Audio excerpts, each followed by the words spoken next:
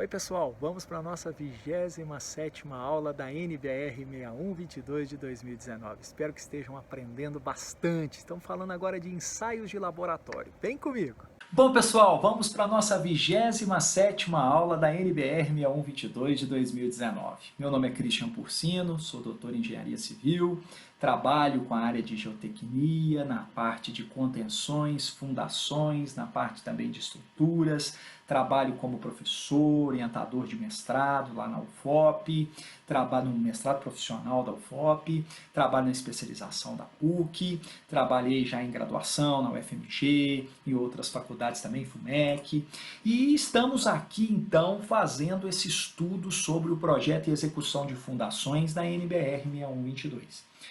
A ideia é realmente, vocês que já estão me acompanhando e você que está pegando aí agora, nós já fizemos 26 aulas para trás, andando item aí, desde lá do escopo, da introdução da norma lá para trás, né? Cada item nós estamos avaliando, criticando, sugerindo, aconselhando, buscando informações importantes para nós como engenheiro de fundações, tanto de dado de entrada, dados consistentes, criticando, falando, aconselhando, trocando uma ideia a respeito dessas coisas. E falando, insistindo, martelando, para que isso fique bem inculcado na mente dos empreendedores, que projeto e execução de investigação de solo não é custo, é investimento, precisa ser disponibilizado verba para isso, verba consistente, para que também sejam feitos projetos consistentes, ensaios, empresas idôneas, empresas experientes, porque isso é realmente, o impacto é muito grande no decorrer da obra. Né? Então, estamos aí no capítulo 4 da NBR, Investigações Geológicas e Geotécnicas, parte 15, né, já desse capítulo.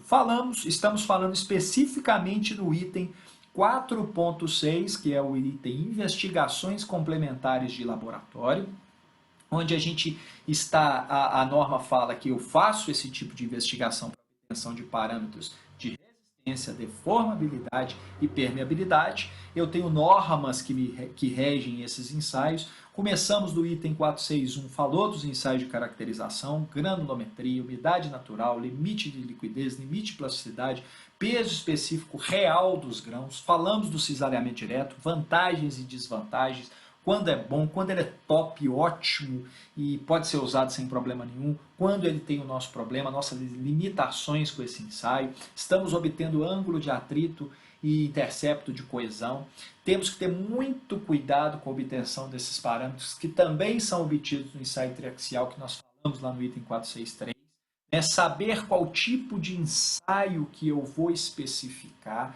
Eu vou especificar o ensaio adensado drenado, CD, o ensaio adensado não drenado, CU, o ensaio não adensado não drenado, UU, em função da obra. É o modelo representativo da minha obra. Eu faço um ensaio, o ensaio é um modelo onde a gente tenta cercar todas as características, o todas é muito pretensionismo nosso, mas é o que a gente busca, né, obter as informações necessárias para que eu obtenha realmente as informações, as características do meu solo, os parâmetros do meu solo, no caso específico do ensaio triaxial, intercepto de coesão, ângulo de atrito, parâmetros de resistência, onde eu vou obter realmente, a partir desses parâmetros, aplicando metodologias, nós vamos obter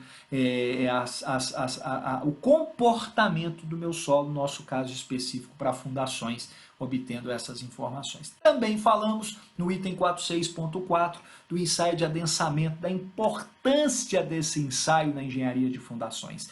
Fotos clássicas de recalque da Torre de Pisa, dos prédios da Orla de Santos. Falamos da importância, né? Foi um momento que a gente falou e destacou também, poderiam ter falado em qualquer momento, mas a gente destacou muito da procura por laboratórios idôneos, laboratórios com experiência confirmada, laboratórios que demonstram conhecimento das normas a serem aplicadas nesses ensaios, que têm um controle de qualidade, que têm equipamentos condizentes com a responsabilidade da obtenção desses parâmetros, que tem profissionais conhecedores, gabaritados, capacitados, curriculados para esse tipo de ensaio, que tem os seus técnicos bem treinados para execução passo a passo de cada item desses ensaios, é um ponto fundamental que a gente precisa realmente estar sempre martelando com vocês, porque é importante. Então, o ensaio de adensamento vai me informar 3 coisas, né? Vai me informar muito mais coisa, né? Mas assim, o que é importante para nós, assim, para a gente ficar destacado como engenheiro de fundações?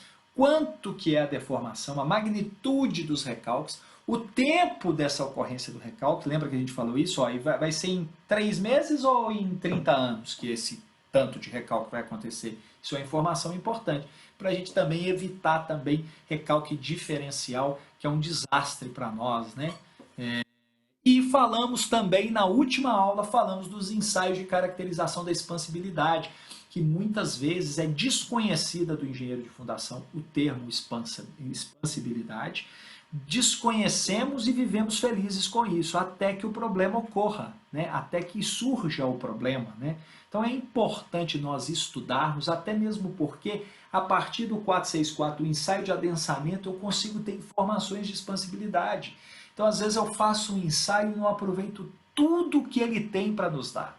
Isso é importante, eu gasto e às vezes não tenho a informação completa que aquele ensaio poderia me dar, ou até eu tenho a informação, mas não sei interpretar. Isso é pior ainda, né?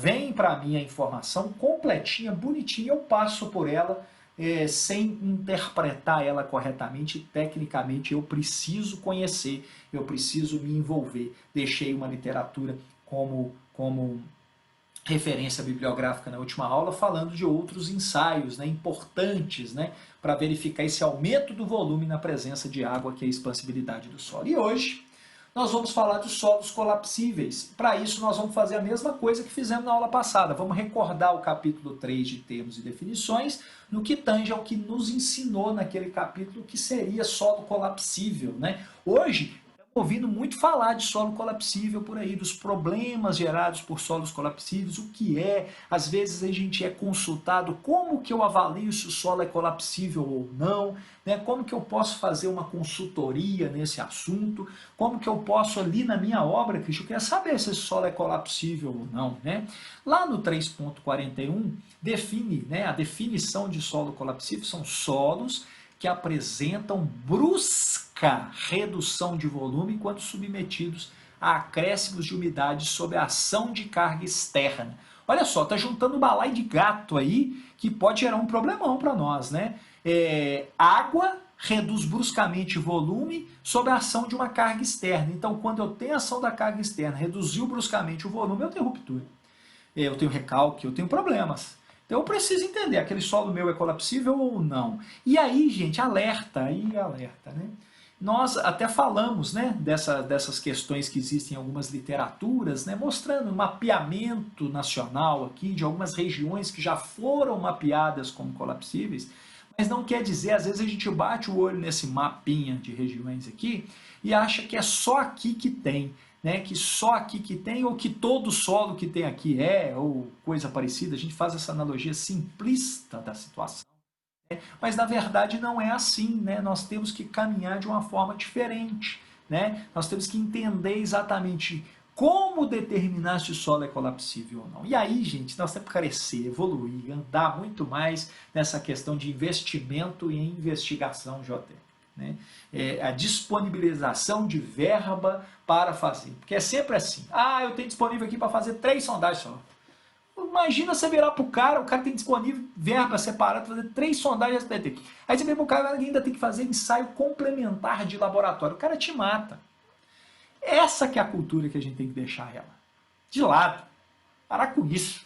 Bater o pé. Né? Exatamente para a gente entender que esses solos que apresentam deformações elevadas, né? São solos compressíveis, né? Que falou lá no item 342, né? Quando solicitados por sobrecargas pouco significativas, né? E piorou mais um pouquinho, né? Então, assim, os solos compressíveis que a gente pode entender como solo compressível, guardando essas informações para falar falar dos ensaios de colapsividade ali daqui a pouco, né? Ele tem essas características, né? Aqui ele está dando um exemplo aqui de uma turfa, né? Mostrando aqui o que esse carregamento desse pavimento pode provocar. E o que é agora esse item específico? Estamos no capítulo 4, tá, gente? Isso ali foi uma revisão, só para a gente entender, né? O que ele fala do ensaio de colapsibilidade? O que é importante, gente? Eu estou falando com vocês que, na teoria, o solo colapsível é um solo que, na presença, no aumento da umidade, ele sofre brusca redução de volume, ou seja, e provoca ruptura, né, sob a ação de carga. Então, o que eu vou fazer no laboratório, basicamente? O que eu posso fazer no laboratório, basicamente?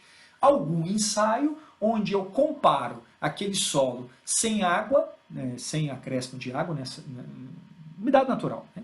O que sob determinada carga, o que aconteceria com ele se eu acrescentar umidade nele sob a mesma carga, ou aumentando a carga, né, trabalhando?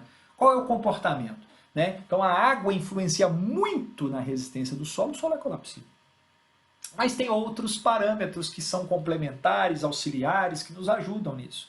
Então olha só o que a NBR 6122/2019 fala para a gente. É indicado o ensaio de colapsibilidade, é indicado no caso de solos não saturados, ok? O solo não saturado é o solo que vai ter um impacto se ficar mais saturado, né? Porque se o solo já é saturado, ele não tem acréscimo de água, né? Então por isso que ele está falando não saturado. Que possam apresentar colapso com aumento de umidade. Esse ensaio é indicado para isso. Mas a pergunta que fica é sempre essa: como eu sei que aquele solo tem indicação de possibilidade de colapso? Aí nós vamos ter outros parâmetros ali que são interessantes, mas eu preciso de ensaio de laboratório para tomar essas decisões, né? O ensaio mais simples é feito no mesmo equipamento utilizado no ensaio de adensamento. Puxa vida, quanta informação eu posso obter do ensaio de adensamento? Quanta informação eu posso obter nesse laboratório levando minha amostra lá? Quanta informação, pessoal! Medindo-se a deformação vertical sofrida pela amostra sob determinada tensão ao ser inundada. Então, eu inundo a amostra e verifico, né? O que vai acontecer? Então, a característica aqui clássica, né, específica de um solo colapsível mostra isso, a compressão na umidade natural. Aí eu venho com a saturação, adicionando água, né, estou saturando, né, inundando a minha amostra, né, eu tenho uma brusca queda no índice de vazios. A variação do índice de vazios é rápida, tá vendo aqui? Ó, índice de vazios. Ela é rápida. E isso vai me determinar qual que é a minha carga de colapso daquele solo. Gente, não quer dizer também que eu não posso fazer nada naquele solo. Não, eu só tenho que tomar cuidado, né? Os cuidados necessários para fazer uma obra num solo colapsível são cuidados diferenciados. Então eu preciso entender, porque ele não vai comportar tal como eu sempre achei. Vai chegar num momento aqui de adição de água que ele vai ter uma brusca redução de volume, uma brusca redução no índice de vazios, que corresponde à minha carga de colapso. Alguns critérios, tem vários. Busquem nas literaturas, tem vários critérios, mas alguns que eu gostaria de destacar. Esse de Denisov, né, 1951. Eu gosto de botar a data para você ver que o trem é antigo. A gente fica falando as coisas como se isso acontecesse a partir de ontem, ou está acontecendo hoje, que ninguém pensou nisso antigamente. Né? Então eu gosto de pôr data para você ver que tem coisa aí antiga já e que às vezes a gente não busca a informação. Então o critério ele vai relacionar o quê? Índice de vazios do solo no limite de liquidez, né? Então você tem lá, você pode medir lá, lembra, limite de liquidez, qual que é o ensaio? Sai lá com a parede de Casagrande, né? Que você faz a determinação. Ali você tem o índice de vazios nesse limite de liquidez que está totalmente relacionado à parte de saturação. E o índice de vazios no estado natural. Então eu vou ter um K. Então esse cara definiu esse K sendo esse índice de vazios no limite de liquidez com esse índice de vazios no limite, no estado natural. Aí às vezes o cara fica falando assim, mas por que... Aí tem aquele monte, tem aquele bololô de ensaio para ele, né? De resultado de ensaio laboratório, o cara pega aquele bolo assim, nem sabe o que faz, joga para o lado, né? E às vezes você tem tanta informação lá, né? Um índice desse, pega lá o índice de vazios no limite de liquidez, divide pelo índice de vazios no estado natural, acha um parâmetro, e em função desse parâmetro eu consigo falar se é não colapsível, se é altamente colapsível ou se ele é intermediário. Olha que fantástico, né? Para eu ter uma relação, né? Você chega lá, tá bem próximo de 2 esse índice, cara. Ah, não, esse é não colapsível. Né? Ah, tá aqui no meio, ou tá bem próximo lá, né? De 0,55. Opa, altamente colapsível. Vou confirmar com outros ensaios? Vou. Posso então confirmar. Ô, gente, vou alertar, ó, já tem uma informação aqui, ó. Um cara lá falou, me dando uma indicação. Não vou falar que Denisov é o rei não, que é o dono da razão com índice, não, mas é um indicativo teórico, né? Mesmo porque sempre, né, gente, critérios são definidos para tipos de solo regionais em função da bateria de ensaio que esse cara fez, né? Então, assim, a gente precisa ter outro critério, né? Esse outro critério aqui, né, do Priklonski, é difícil falar o nome do caboclo aqui, né? 1952. 1952. Esse critério define um coeficiente denominado KD, que é função de quê? De limites de Atterberg. Cara, esses limites você obtém em qualquer ensaio de laboratório. Outra relação simplista de você obter e saber se é altamente colapsível, se é não colapsível, se é expansivo.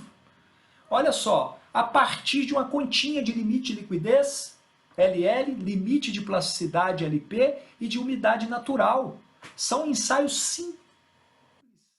E às vezes você obtém esses ensaios, toda hora eu faço aqui, tem aqueles, né, aqueles chamuscão assim, daqueles resultados de laboratório, e você não usa ele plenamente. Você pode ter uma informação fundamental para a sua carreira, para a sua fundação, para os seus problemas, né?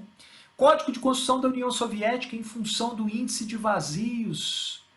Em função do índice de vazios no limite de liquidez e inicial. Fala se o solo é colapsível ou se ele é expansivo. Né? Então, esse critério é basicamente em solos com baixo grau de saturação. Tem uma informação. A gente tem como, né? Critério de Rand, 1973, ele usa a caracterização ensaio de granulometria, cara. E ele fala, claro, gente, você vai fazer uma composição, você pega esses 4 ensaios que a gente falou aqui, por exemplo, né, 4 deles, todos estão falando que é colapsível, o risco é muito grande de ser colapsível. Né? Vamos confirmar no adensamento? Vale a pena. Né? Vale a pena. Né? Então, assim, em função da porcentagem de finos, ele define essa probabilidade de colapso. Então, gente, finalizando essa história de colapsibilidade, é um assunto que tem sido comentado, né? Pessoal construindo na Bahia, pessoal construindo no Nordeste, pessoal tendo alguns problemas de recalque de casas, né? Problemas com algumas edificações e estão sendo confirmados a colapsibilidade dos solos em algumas regiões. Então vamos tomar esse cuidado, já saber, vamos construir parque eólico, parque solar, um alto grau de investimento em grana, com alta capacidade de retorno, com tantos milhões e milhões envolvidos, economizar nos ensaios, não vejo sentido. Tem um negócio completamente descabido, completamente inimaginável. Então a gente tem que ter, e isso tem que partir do cara que é dono. O cara que é dono, o dono tem que falar assim, não, eu quero, tem que fazer. E o dono tem que ter um carinha dele lá que conhece o assunto para saber exigir, cobrar, interpretar, saber onde está pisando. E a gente só vai aprender estudando. E é isso que a gente está fazendo aqui, né, turma? Estamos trabalhando, vamos caminhando passo a passo nessa NBR para buscar conhecimento e buscar onde nós temos que buscar mais conhecimento. Perceberam? Estamos passando pela norma e estamos deixando coisinhas aí para trás para um outro momento, aí sim, a gente bater papo específico, né? Como calcular colapsibilidade, como definir se é ou não é. Isso aí são coisas para pós-norma. Pós-norma nós vamos conversar, nós vamos trocar o assunto, até Jesus me chamar, me levar, nós temos muito assunto para conversar, tá bom? Um abraço para vocês, espero que estejam gostando, deixe o seu like, divulguem o canal para os amigos e colegas, e um grande abraço e até a próxima aula. E aí, pessoal, gostaram dessa 27ª aula? Estamos caminhando, hein? Estamos aprendendo item a item da norma e espero que estejam aproveitando bastante. Deixe o seu like, inscreva-se no canal, divulgue a informação e conto com vocês nas próximas aulas. Até a próxima, um abraço!